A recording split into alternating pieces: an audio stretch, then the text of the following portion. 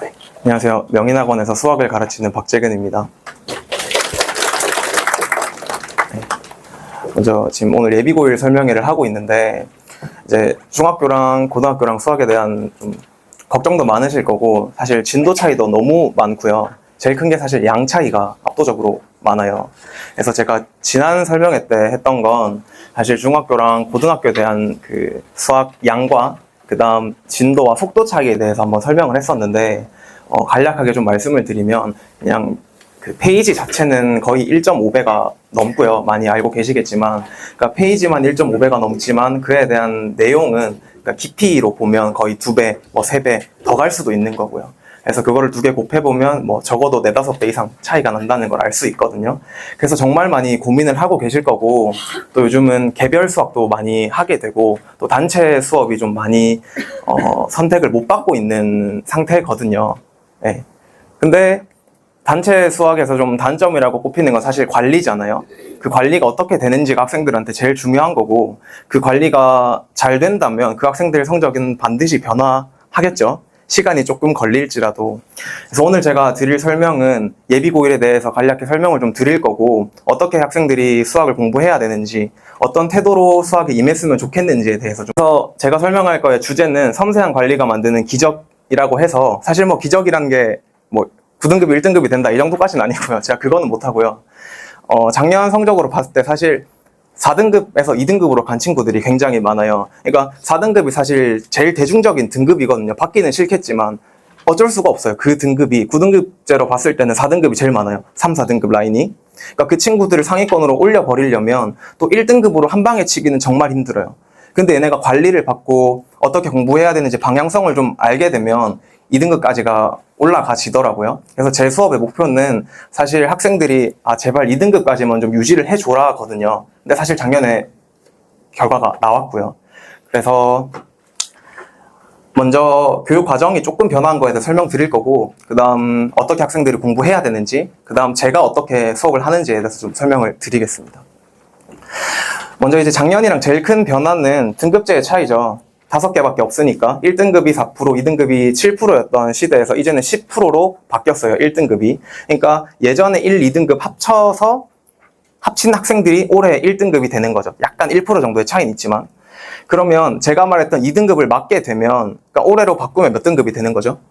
1등급이 돼버리는 거죠. 그러니까 내신은 사실 크게 변별력은 없지만 그래도 1등급은 먹고 가야 한다는 거죠. 네. 뭐 적긴 하겠죠. 10%밖에 안 되니까. 그래도 변별력이 확실히 낮아진 등급이기도 하고 가능한 1등급을 맞으면 좋고 2등급이 되면 2등급 범위는 또 너무 넓어요. 스펙트럼이. 그래서 1등급을 가능한 좀 맞으려고 노력을 해야 되고 그 노력을 하려면 저희가 어떻게 해야 되냐면 그러니까 내신 1등급이라고 해서 함정이라는 게 1등급 한다고 저희가 원하는 대학을 다 갈 수 있는 건 아니니까 네, 그거를 좀 말씀드리는 거고 그래서 어떻게 대비를 좀 했으면 좋겠냐면 요거는 제가 학생들 수업 시간에 좀 사용을 하는 거고요. 보시면 저기 표지가 거의 모의고사 표지랑 유사하거든요. 그러니까 제가 방향성을 좀 잡는 건 모의고사예요. 그러니까 모의고사 안정적으로 2등급을 좀 뽑아주면 사실 모의고사를 잘하는데 내신을 못할 수가 없어요. 네. 다들 동의를 하시겠지만 사실 국어랑 영어 과목 같은 경우에는 내신은 좀 등급이 잘 나온다. 잘 외워서. 근데 모의고사는 잘 못 본다. 제가 데리고 있는 학생들 기준으로는 좀 많이 있더라고요. 근데 수학은 그럴 수가 없어요. 내신 잘 보는데 수능 못 보고 수능 못 보는데 내신 잘 보고 절대 없거든요. 뭐 물론 특목고 자사고 기준에는 조금 다르겠지만 네. 그래서 안정적인 좀 2등급을 만들었으면 좋겠고 그래서 모의고사 위주로 수업을 하게 되고 거의 문제를 보시면 모의고사 변형 문제들 아니면 모의고사 기출 분석 그러니까 고3 때 기출 분석을 하는 게 아니고요. 고1 때부터 모의고사에 대한 좀 벽을 허물어 줘야 학생들이 수능 가서도 그러니까 저희는 5등급제로 바뀌었기 때문에 5등급제가 되게 되면 무조건 최저가 걸릴 거예요. 최저가 안 걸릴 수는 없거든요. 그러니까 수능이 기본이 돼야만 내신이 될 수 있다라는 제 짧은 견해로는 그렇게 바꾸고 있는 게 아닌가 교육 과정을 내신을 좀 비중을 약화하고 있는 게 아닌가 싶거든요. 그래서 여기 학생들이 보면 거의 이 친구는 제가 엄청 자세하게 적으라고 하거든요. 사실 이 문제풀이들은 수업 시간에 다 해줘요. 해준 다음에 너네가 어떻게 설명할 수 있겠냐라고 정말 자세하게 적으라고 해요. 사실 본인들이 아는 분야에 있어서는 정말 얘기를 많이 하고 싶거든요. 근데 자기가 잘 몰라요. 그러면 얘기 별로 안 하고 싶어요. 자기가 좋아하는 얘기를 하고 싶지. 그러니까 학생들한테 너네가 수학을 좋아하는 만큼, 그러니까 아는 만큼 적으라고 해요. 그러면 풀이가, 이게 문제가 번호는 조금 다른데 거의 문제가 같은 문제거든요. 유형만 제가 살짝 바꾼 거고, 보시면 언뜻 봐도 1번 친구와 2번 친구는 뭐 그래프가 모양이 거의 비슷하죠. 근데 3번 친구는 거의 해설지를 만들어 놨어요. 이렇게 해야 돼요. 이 친구는 사실 중3 학생이고요. 중3 학생이 처음 작년에 시작했을 때는 모의고사가 정말 힘들어요. 한 번 개념 보고 2번 유형 봐서 등급이 안 나와요.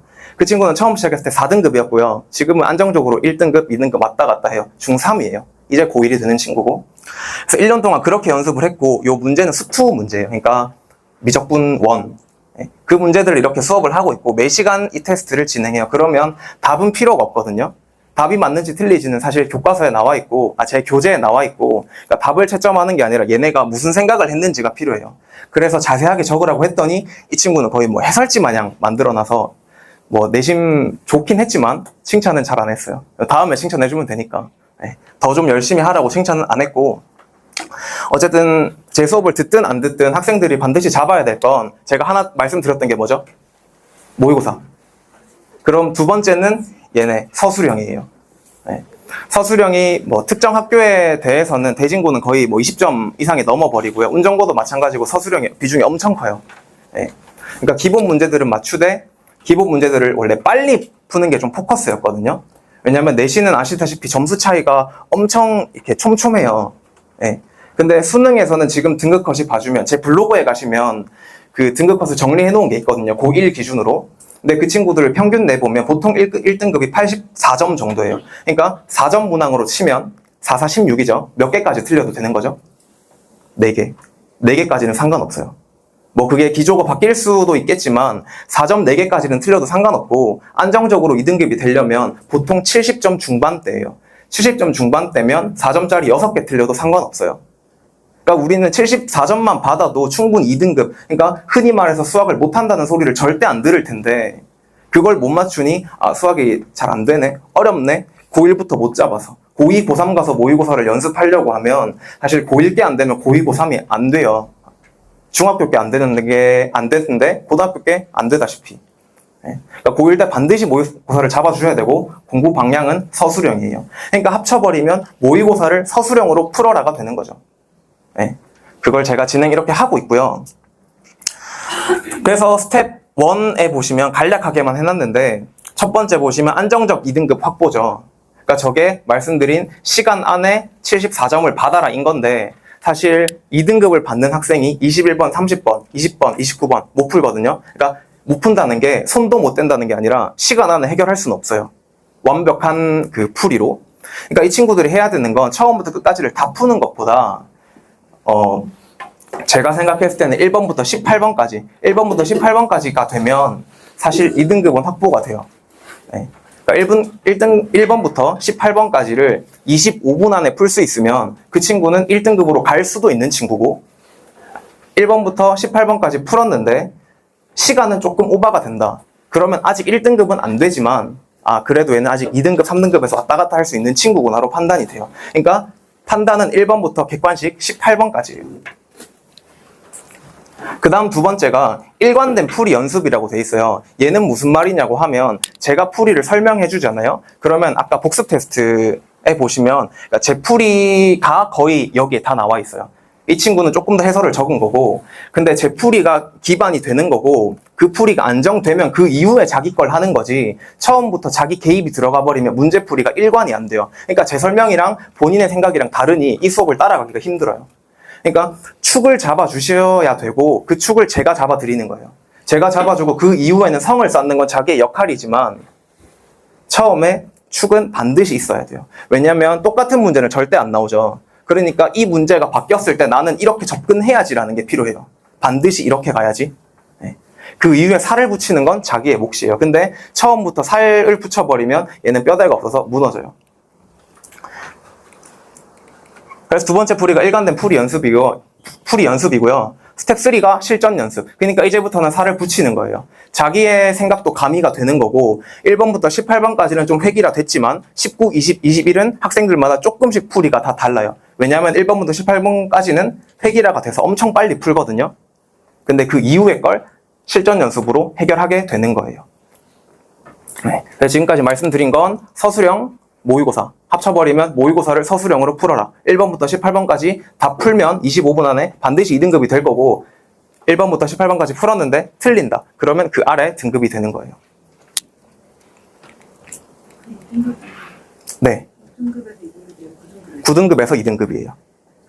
아, 네. 아, 네네. 9등급, 모의고사 1등급에서 9등급 기준으로 봤을 때 9등급제 기준 2등급이에요. 네. 그래서 제 교재를 보시면 요거는 제가 사용하는 뭐 교재명이기도 하고 수업명이기도 한데 첫 번째가 빌드업이에요. 이 말이 뭐냐면 아까 획일화된 풀이가 필요하다고 했죠.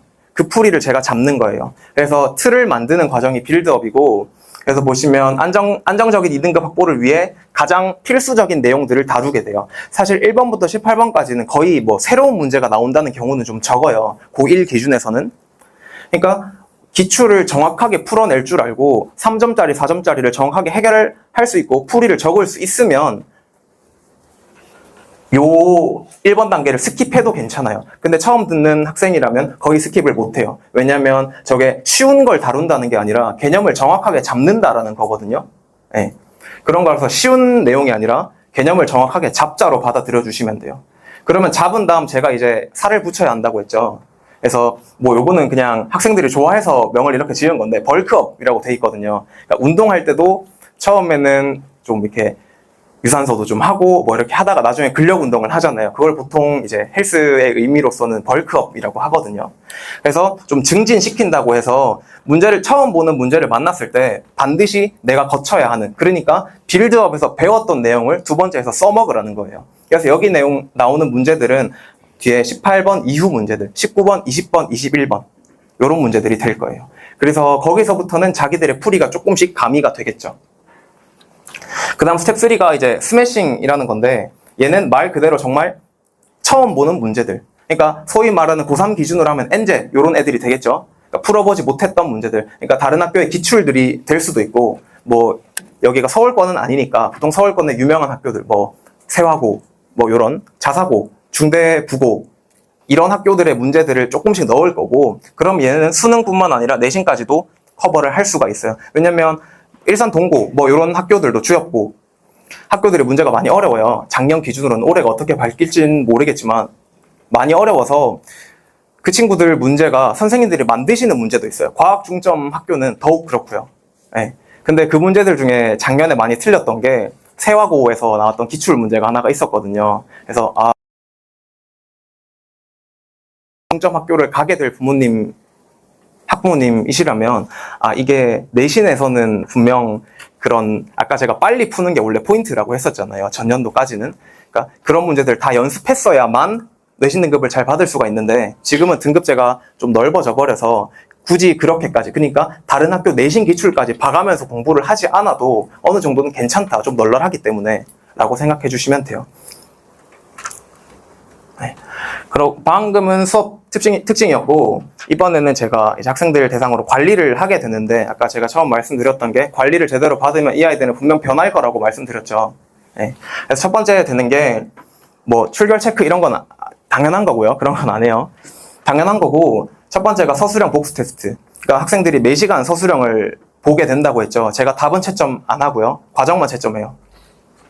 그 다음 두 번째는 이제 학생들이 과제를 했는지 안 했는지, 뭐 출결을 늦었는지는 출결 탭이 해줄 거고, 늦었는지 안 늦었는지와 그 다음 숙제, 그 다음 이 아이들이 테스트를 오늘 본 저 복습 테스트를 어떻게 봤는지에 대한 피드백을 드릴 거예요. 그러면 뭐 부모님들이 그래도 이 정도는 하고 있겠구나. 그러니까 대충 못 받았다고 해도, 점수를 못 받았다고 해도 예를 들면 10문제에서 6문제만 맞았다, 4문제 틀렸죠. 그래도 그 마음의 준비가 되는 거죠. 왜냐면 생각보다 학원에 보내놓으면 뒤통수 맞는 경우가 많거든요. 잘하고 있겠지 하고 보냈는데 시험 받아오면 5등급. 이렇게 되면 그러니까 배신감이 많이 들잖아요. 그러니까 그거를 애초에 막는 것도 있고 내 아이가 어느 정도 하고 있구나라는 걸 좀 인지를 하실 수 있게 계속 피드백을 드리고 있어요. 물론 그 상황에서 학생들이 실력이 늘면 정말 좋고요. 네. 그 다음 세 번째는 개념 복습 영상을 드리고 있어요. 학생들이 이제 개념은 많이 돌려보기 때문에 아까 빌드업 그 수업에서 말씀드렸던 그거는 많이 보고 있기 때문에 그 친구들이 아, 저 선생님이 아까 수업 시간 때 뭐라 했었는데 그런 경우가 진짜 많거든요. 그래서 그거를 녹화해서 드리고 있고요. 그 다음 네 번째가 개인별 클리닉이에요. 이렇게 해서 학생들이 이제 이번 주 동안 못 풀었던 문제들 아니면 숙제하면서 질문하고 싶었던 문제들 이게 단체로 있게 되면 좀 질문하기가 힘들 수 있거든요. 그래서 제가 매일 부르진 않고요. 주말마다 시간을 할애해서 학생들이 어떻게 좀 이번 주를 보냈는지 잘하는 친구였으면 이번 주는 괜찮다. 다음 주에 다시 수업 때 보자 라고 해도 되고 좀 못 따라와요. 그럼 어쩔 수 없이 반드시 해야 돼요. 개별 클리닉은. 그래서 개별 클리닉을 주말에 진행하고 있어요. 그래서 마지막으로 보면 이제 작년에 혹시 저 프린트에 제 그 종이가 나가 있을 거예요. 보시면 따로 프로필을 소개 안 해드렸는데 사실 제 학생들 성적이 제 프로필이라고 생각하거든요. 보시면 작년에 학생들 수강한 고1 학생들 기준으로는 4등급에서 모의고사 2등급으로 바뀐 학생이 학생 수가 많지 않아요. 뭐 100명 중에 4명이 바뀌었다가 아니라 적은 학생 중에 저만큼 성과가 난 거거든요. 네. 그래서 분명 관리를 받으면 바뀔 거고요. 좀 편하게 보시면 저 사실 이 첫 번째 수강 후기가 제일 재밌었거든요. 혹시 콴다라는 어플 아세요? 네, 그 수학 문제 이렇게 풀이해주는 그런 어플이 있거든요. 그 이제 선생님 저희 애가 콴다를 안 봐요라고 얘기를 해서 이거 보고 좀 재미가 있었는데 뭐 콴다를 보는 건 괜찮아요. 그것도 선생님이 풀어주시는 거니까 선생님이 도움을 받는 건 괜찮은데 그것보다 이제 자기가 부족한 부분을 파악하긴 힘들잖아요. 그 비대면 선생님께서. 그래서 분명 현강이나 이게 보면 인강이 사실 뭐 현우진 선생님, 정수영 선생님 엄청 많거든요. 근데 그거를 선택 안 하고 현강으로 오는 이유는 분명 관리예요. 이 아이가 어느 정도 하는지를 알길 바라는 마음에 현강으로 보내주시는 건데 그거에 대한 걸 분명 리워드가 있어야 되거든요. 학생들한테도 그렇고 부모님들한테도 그렇고. 그래서 첫 번째가 그 후기였고 두 번째는 이 친구도 이제 중3 학생이었는데 이 친구는 뭐 국어, 영어 정말 잘하는 학생이에요. 근데 수학만 자신이 없대요. 네, 왜냐하면 중학교 때부터 그냥 외워서 문제 푸는 걸 좋아하는 학생이다 보니까 외워서 많이 풀었었고 그러니까 이제 고등수학을 접할 엄두가 안 나는 거죠. 네. 근데 하고 나니까 선생님 수학이 너무 재밌다. 지난 시간에 어떤 게 있었냐면 명제라는 단원에 가면 이런 얘기를 좀 많이 할 거예요. 뭐 대한민국 경제가 성장하려면 반도체가 살아야 된다. 뭐 이런 얘기가 있는데 근데 그거를 좀 수학적으로 설명을 하면 대한민국 경제가 성장하기 위해선 반도체가 살아야 한다. 그러니까 대한민국 반도체가 살아야 하는 것은 필요 충분 조건이다. 뭐 이런 얘기를 책에도 많이 해요. 그러니까 그 친구도 문과 학생이다 보니까 막 필요 충분 조건, 필요 조건, 충분 조건 이런 거를 외워서만 풀었었는데 제가 그걸 설명하고 나니까 사진을 하나 보내더라고요. 쌤 책에 나오네요. 이러면서 그냥 사진을 보내더라고요. 그만큼 좋아해요. 왜냐면 외워서 문제 푸는 게 아니니까. 네. 이 친구도 외워서만 문제 푸는데 새로운 문제. 그러니까 아까 앞에서 보여드렸던 일관된 문제 풀이가 안 되고 풀 때마다 새롭게 연습하는 거예요. 그러니까 문제가 다 새롭죠. 네. 그래서 그 친구가 수업을 듣고 나니까 거꾸로 와버렸네요. 듣고 나니까 문제 풀리니까 재밌다. 수학에 재미없었던 건 그냥 안 풀려서거든요. 네. 그래서 꼭 마지막 네 번째가 또 큰 포인트죠. 문제 풀이를 똑같은 문제를 하나로만 풀지 않아요. 이 풀이도 있고 이 풀이도 있고 이 풀이도 있는데 그러니까 살을 붙이는 거죠. 정형화된 풀이를 알려주고 이렇게도 해도 되고 저렇게도 해도 된다. 근데 서술형 풀이에서 이제 그거를 제가 확인을 하잖아요. 그럼 거기서 모순들이 나오거든요. 이거는 이렇게 하면 안 된다. 네.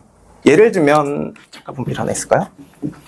학생들이 제일 많이 하는 게 뭐 x는 ax 뭐 요런 식이 있으면 혹시 학생들 좀 있구나. 이걸 x를 나누고 싶어 하거든요. 그러니까 나누고 싶어 많이 해요. 왜냐면 x 똑같잖아요. 근데 이게 나눌 수가 없어요. 왜냐면 케이스가 두 개로 나뉘거든요. 우리가 초등학교 때 한번 배울 때 절대 분모에 0이 올 수 없다라는 걸 한번 배우긴 하거든요. 나눈다는 건 분모에 0이 온다는 얘기예요. 그런데 이 x는 숫자인가요? 미지수인가요? 미지수죠. 그럼 이 미지수라는 거는 미지수라는 것 자체가 정해지지 않은 숫자라는 뜻인데 나눠도 되나요? 0일 수도 있는데 이런 거예요. 그러니까 보통의 학생들은 그냥 나눠서 A는 1 해버려요. 안 되거든요. 풀이 나눠야 되거든요. 이런 걸 제가 서술형에서 봐드릴 거고 앞으로는 요약해드리면 모의고사 꼭 푸시고 시간은 25분 1번부터 18번까지 그게 되면 2등급이고 안 되면 연습하시면 2등급이 될 거고 네. 그러고 반드시 서술형으로 채점해줄 사람이 필요하다라는 거 네. 그리고 자세한 시간 안내나 뭐 이런 거는 밑에 번호나 뒤에 넘겨보시면 시간표가 있으니까 연락을 주시면 또 필요한 내용은 안내해 드리겠습니다. 이상입니다.